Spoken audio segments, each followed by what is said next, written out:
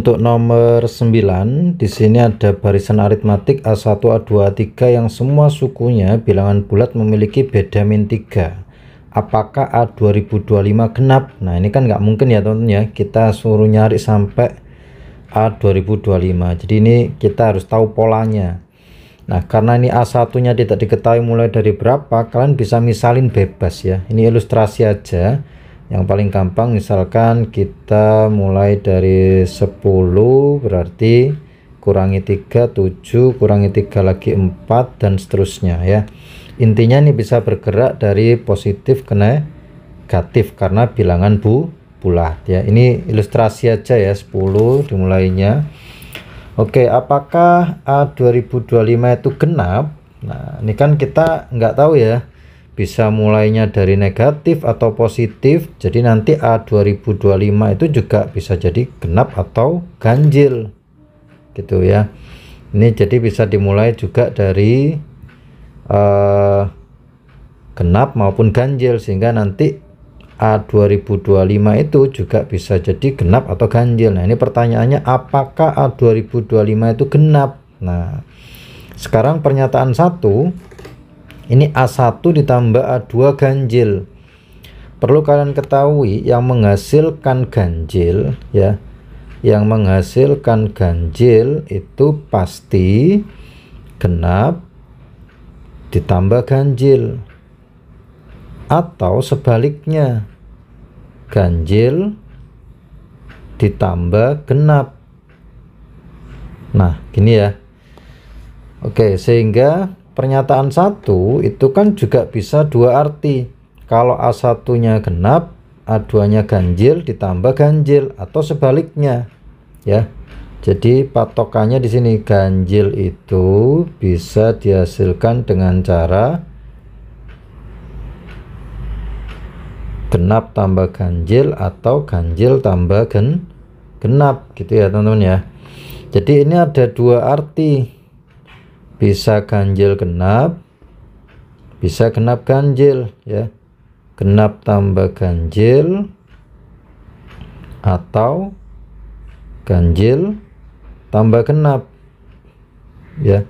Jadi A1 A2 nya ini bisa gantian, sehingga kalau ininya aja nggak konsisten, berarti kan nanti A2025 nya dipastikan juga nggak bisa tahu dia genap atau ganjil, bisa genap bisa ganjil gitu ya teman-teman ya. Paham ya maksudnya ya.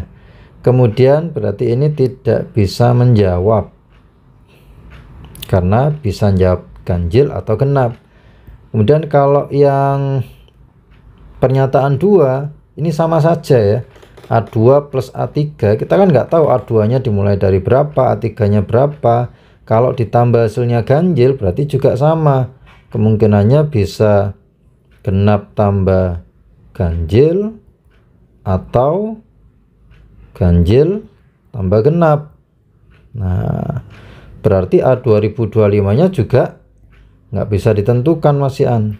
Bisa jadi kalau ini ditambahkan hasilnya ganjil, ini tambah juga ganjil, berarti nanti di 2025 A nya itu bisa jadi genap bisa jadi ganjil, sehingga ini nggak bisa jawab keduanya.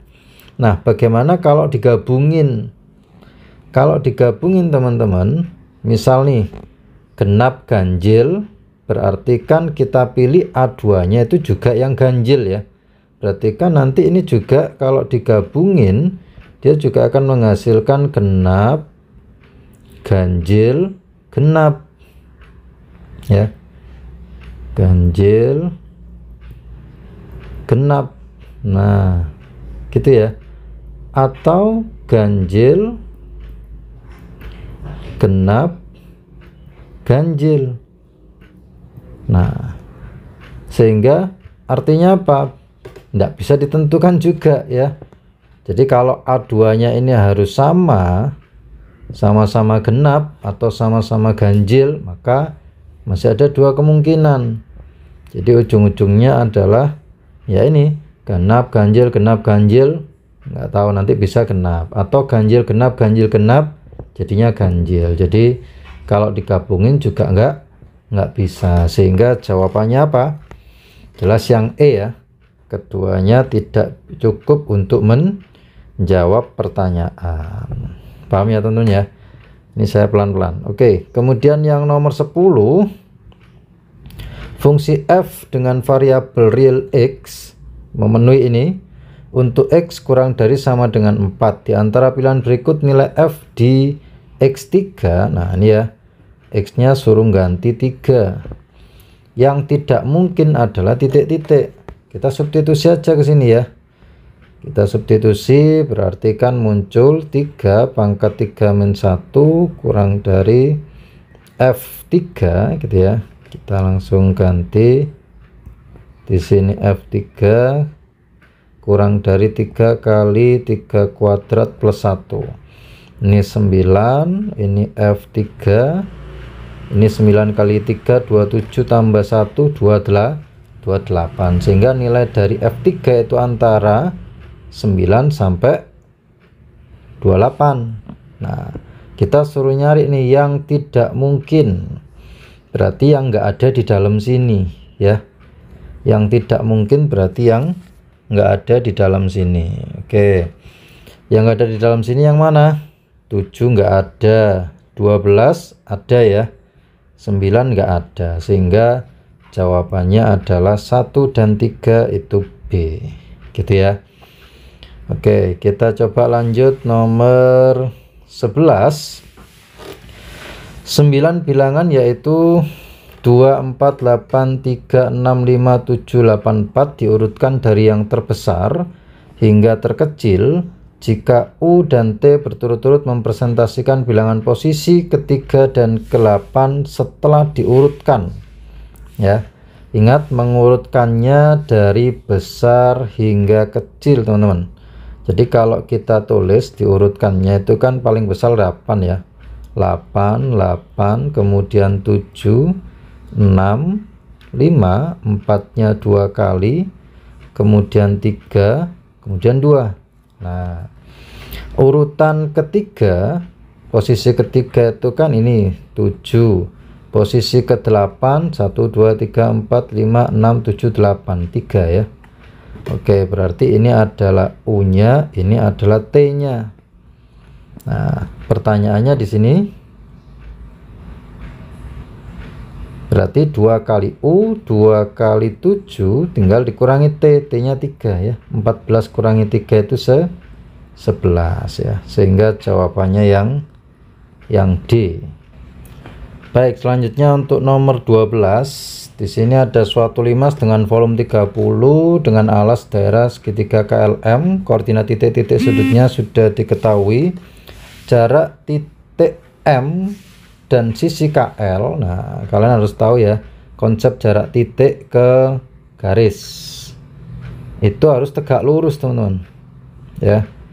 Nah, ini yang dicari adalah ini tingginya ini berapa, jarak titik M ke KL itu. Ya udah tinggal kita lihat apa, karena tinggi itu kan hubungannya dengan Y ya. Ini Y-nya 8, ini Y-nya 3. Berarti selisihnya adalah 8 kurangi 3, 5, sehingga jawabannya yang D gitu ya. Oke, selanjutnya untuk nomor 13. Di sini segitiga ABC merupakan segitiga sama sisi dengan panjang sisi 4. Kita gambar dulu segitiga ABC sama sisi ya. Ini panjangnya adalah 4 semua. Oke. Kemudian daerah segitiga ABC memiliki luas L1 ya. Luasnya ini itu L1 ya. Kemudian titik D merupakan titik tengah sisi AB dan titik E berada di ruas garis CD. Jadi kalau kita gambar titik D nya itu, ini kalau kita kasih ABC dulu ya, ABC. Nah, D nya nanti di tengah-tengah pas ini. Nah, ini ya, ini titik D nya. Oke, ini pasti tegak lurus ya, karena di tengah-tengah. Nah, gini. E nya berada di mana? Nggak diketahui ya. E nya itu bisa jadi di sini, bisa di sini, di sini, di sini, bebas. Nah, misalkan di sini teman-teman E nya berarti kan luasnya segini ya. Tapi kalau E nya di C boleh nggak? Boleh, kan dia berada di ruas garis CD. Berarti kalau titik E nya di C tepat, berarti luasnya segini. Nah ini L2. Jadi L2 itu bisa luasnya segini kecil atau maksimalnya segini. Nah berarti kan separuhnya ya. Jadi intinya L2 itu adalah nilainya sama dengan kurang dari atau sama dengan setengahnya ini. Nah luasnya L1 itu kan setengah kali 4 kali tingginya di sini ya, kali T misalkan di sini. Nah kali T, berarti luasnya adalah 2T. Sedangkan L2 itu kan kurang dari setengahnya ini, setengah dari L1. Berarti L2 itu nilainya kurang dari ya ini setengah kali 2T, atau L2 kurang dari T. Nah gitu ya. Berarti kalau P nya itu pernyataan P menyatakan L2 dibagi L1, berarti kan ini L2 dibagi L1, kalau kita tulis T per 2T, ini T nya bisa dicoret ya. Jadi nilainya kurang dari sama dengan setengah. Kenapa kurang dari? Ini tadi ada kurang dari sama dengannya ya.